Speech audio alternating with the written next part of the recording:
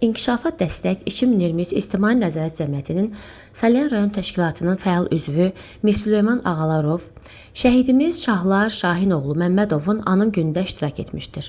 44 günlük Vətən müharibəsi bizə tarixi qələbə qazandırdı.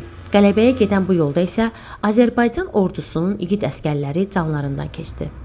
Şəhidlik zirvəsinə ucalan həmin qəhrəmanlardan biri də 1995-ci il təvəllüdlü Şahlar Şahinoğlu Məmmədovdur. Neftçala rayonunun Ərəbqardaşbəlli kəndində anadan olan Şahlar Məmmədov evin tək oğlu idi.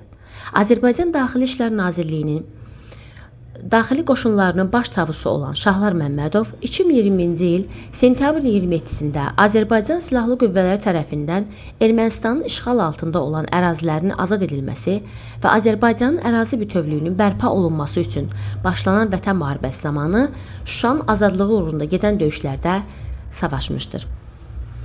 Təbiətcə mehriban olsa da səssizliyi ilə seçilib Şahlar. Elə bu dünyadan gedişi də sakit, səssiz, xəbərsiz olub. Şahlar Məmmədov noyabrın 7-sində Şuşa döyüşləri zamanı qəhrəmancasına şəhid olmuşdur. Ölümündən sonra Azərbaycan Respublikasının Prezidentinin 29 dekabr 2020-ci il tarixi sərəncamına əsasən Şahlar Məmmədov Şuşanın azad olunmasına görə medalı ilə təltif olunmuşdur.